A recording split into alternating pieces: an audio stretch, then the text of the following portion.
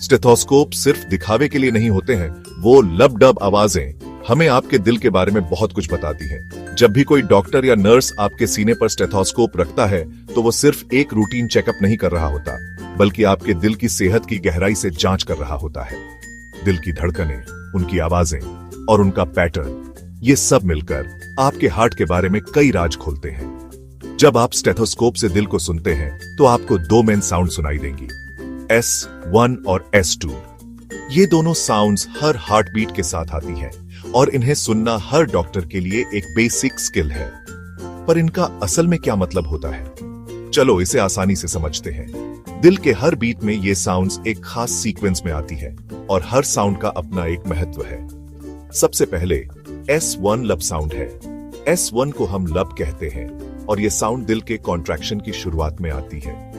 ये तब होता है जब दिल के कॉन्ट्रैक्शन की शुरुआत में माइट्रल और ट्राइक्स्पिड वाल्व बंद होते हैं, जिसे हम सिस्टोल कहते हैं। जब ये वाल्व बंद होते हैं, तो ब्लड वेंट्रिकल से बाहर की तरफ पुश होता है और यही वो पल है जब S1 साउंड बनती है।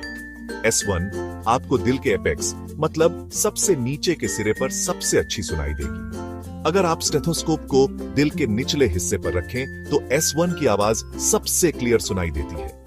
S1 की आवाज आमतौर पर थोड़ी तेज और शार्प होती है और ये बताती है कि दिल की वॉल्व्स सही से काम कर रही हैं या नहीं। अगला है S2 डब साउंड। S2 को हम डब कहते हैं और ये साउंड S1 के बाद आती है। यह तब होता है जब दिल के रिलैक्स होना शुरू करते ही एओर्टिक और पल्मोनरी वाल्व बंद होते हैं। यह डायस्टोल की शुरुआत है।